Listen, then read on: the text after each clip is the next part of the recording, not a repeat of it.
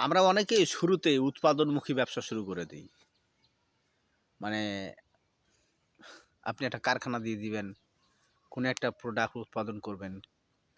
কিন্তু এইটা আমার কাছে মনে হয় যে একটা ভুল বিজনেস স্টার্ট। উৎপাদনমুখী ব্যবসাটা আসলে এত সহজ না আমরা যতটা মনে করি। এত সহজ না। কারণ আপনাকে কারখানা সেটআপ করতে হবে। তারপর বিভিন্ন কাঁচামাল কিনবেন। কাঁচামাল কিনে প্রোডাক্ট বানাইবেন, বানায় বিক্রি করবেন। সবচেয়ে বড় কথা হচ্ছে কি যে আপনি তো কারখানা বসিয়ে রাখতে পারবেন না। যখন দেখবেন যে আ কোনো প্রোডাক্ট বিক্রি হচ্ছে না বা কম হচ্ছে, তখন ওই প্রোডাক্টগুলো কিন্তু আপনার কি হবে? স্টক হয়ে যাবে। আর যখন স্টক হবে, আপনার টাকা বসে থাকবে কিন্তু।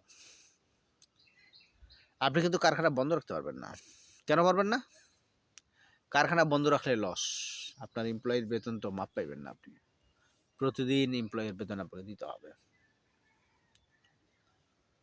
আবার আপনি যে প্রোডাক্ট বানাইবেন, এই প্রোডাকশনের জন্য যে ম্যাটেরিয়ালস, এই ম্যাটেরিয়ালস আপনার ঘরে স্টক থাকতে হবে। এখন আপনার এতগুলো ইনভেস্টমেন্ট করার মতো ক্ষমতা আছে কিনা এটা একটা ফ্যাক্টর। আপনি নতুন পণ্য বানালেই যে বিক্রি হবে এর কোনো গ্যারান্টি নেই।